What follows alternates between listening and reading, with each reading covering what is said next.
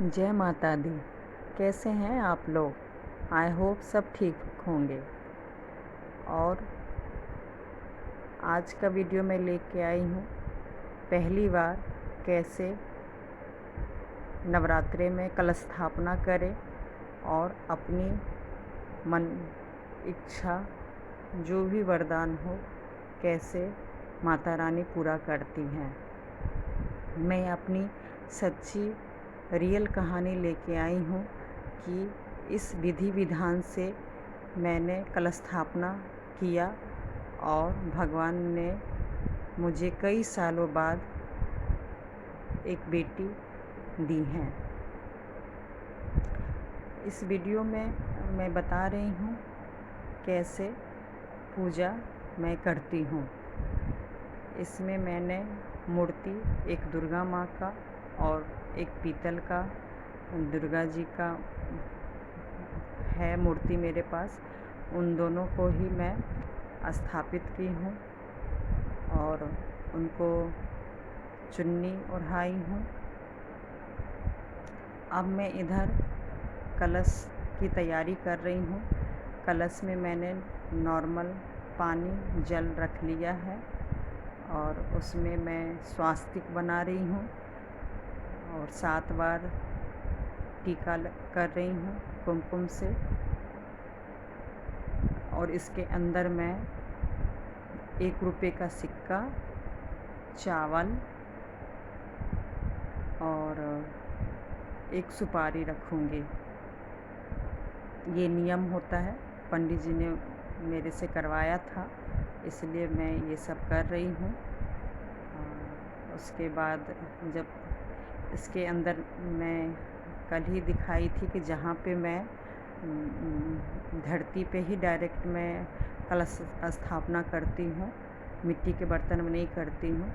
उसके अंदर मैं स्वास्तिक बना दी थी और उसके बाद मिट्टी डाल के रेता और मिट्टी मिक्स करके उसमें मैंने रात में ही रख दिया था।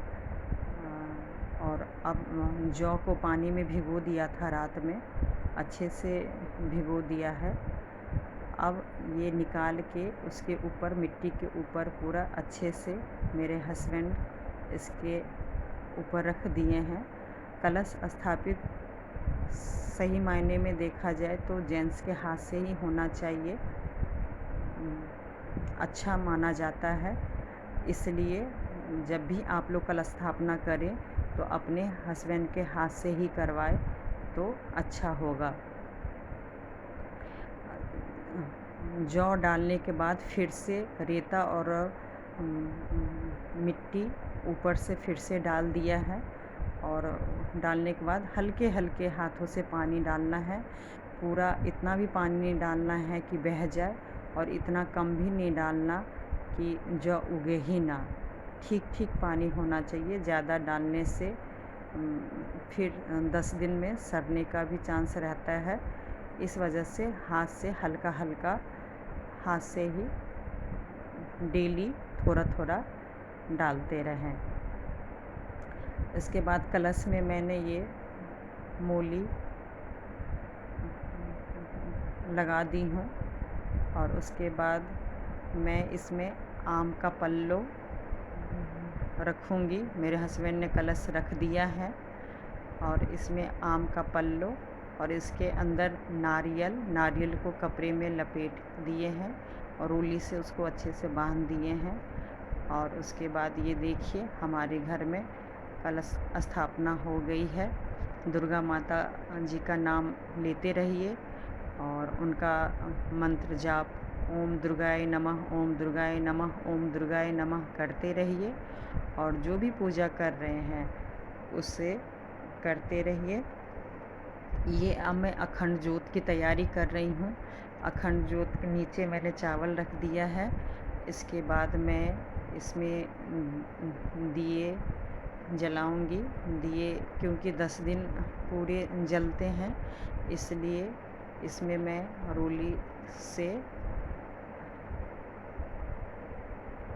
मूली से मैं इसमें बत्ती बना रही हूँ।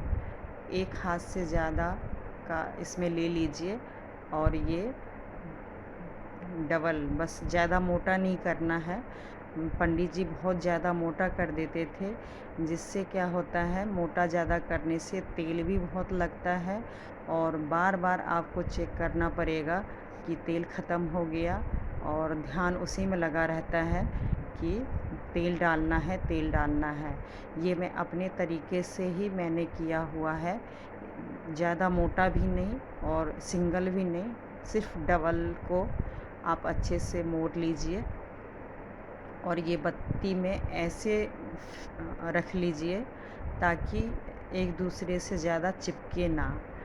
और फिर इसके अंदर तिल तिल का तेल डालिए।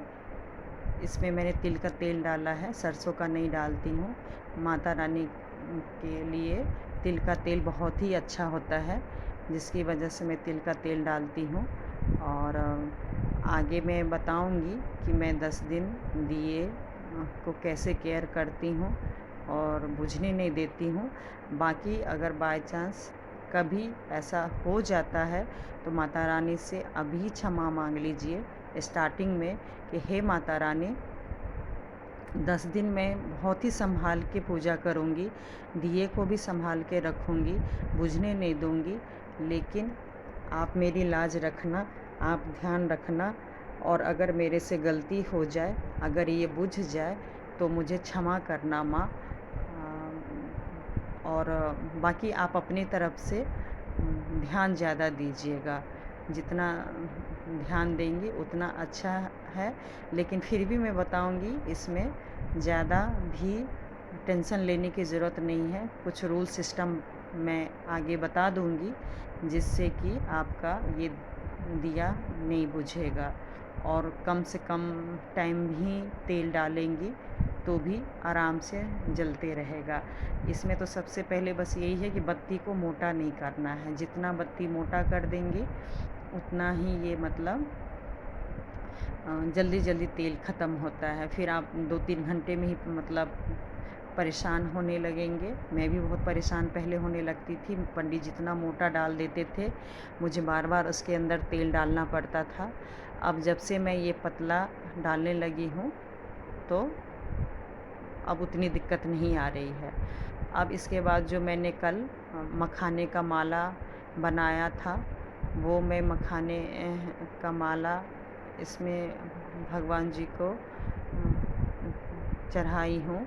उससे पहले मैं चंदन लगाई हूँ और फूल लगा के, अक्षत लगा के मैंने भगवान माता रानी को पूजा की हूँ। और अग्नि देवता को भी मैंने फूल, माला, अक्षत सब कुछ चढ़ाया है।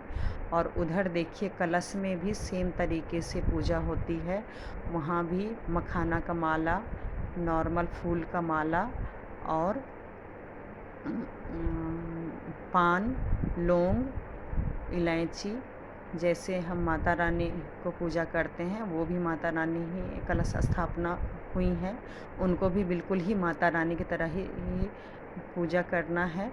और उसके बाद जब पूरा पूजा आपका हो जाएगा विधि विधान से, धूप अगरबत्ती दिखानी है, कलश को भी, दिए को भी और माता रानी को भी। पूरा धूप बत्ती करने के बाद आपके पास जो भी प्रसाद है, फल चढ़ाइए। 5 रंग का है तो 5 रंग का, 2 है 2, जो भी है फल ज़रूर चढ़ाना चाहिए। उसके बाद कुछ मीठा, जैसे माता रानी का इसमें बतासा, जानते होंगे बतासा सफ़ेद कलर का होता है, बतासा, और कुछ मिठाई और कुछ ड्राई फ्रूट्स अगर हैं तो आप ड्राई फ्रूट्स भी माता रानी को चढ़ा सकती हैं। ये सब चीज़ करने के बाद, विधि विधान से करने के बाद, आप देखिएगा कि माता रानी कैसे इच्छा पूर्ति करते हैं। और जब ये सब कुछ करने के बाद आपको दुर्गा जी का पाठ करना है, और दुर्गा जी का किताब, उसमें दुर्गा का कवच होते हैं और दुर्गा माँ का 108 नाम है, वो भी पढ़ना चाहिए। दुर्गा चालीसा और जो भी दिन हो, जो भी तिथि हो, उसके हिसाब से, जैसे पहला दिन है तो पहला अध्याय, दूसरा है तो दूसरा अध्याय, ऐसे ही दुर्गा जी का पाठ करनी चाहिए। और पाठ करने के बाद आपको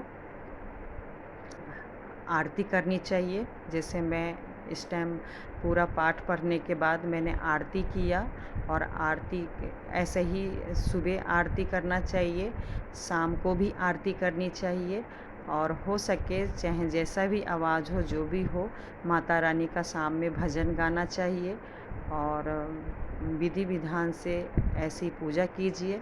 देखिए माता रानी मेरी इस बार कितनी परीक्षा ले रहे हैं। छोटी बेटी है, उसकी तबीयत बहुत ज़्यादा रात में ख़राब थी, और अभी आवाज़ सुनने से उठ के आ गई है, और उसको भी देखिए माता रानी की ही भेंट है। उसको वो इतनी भक्तिनी है कि बिना नहाए वो आरती करने के लिए आ गई है। और उसको भी देख रही हूँ, बहुत ज़्यादा भगवान पे विश्वास है, इस वजह से वो मेरा बहुत ज़्यादा साथ देती है। पूरे रात जगने के बाद भी हमने यही माता रानी से प्रार्थना करते रहे कि माता रानी, जैसे मैंने आपको पहले स्थापित किया था, इस बार भी उसी विधि विधान से मैं करती रहूँगी। अगर आपको अच्छा लगा हो मेरा चैनल तो सब्सक्राइब कीजिए, मैं ऐसे ही लाती रहूँगी।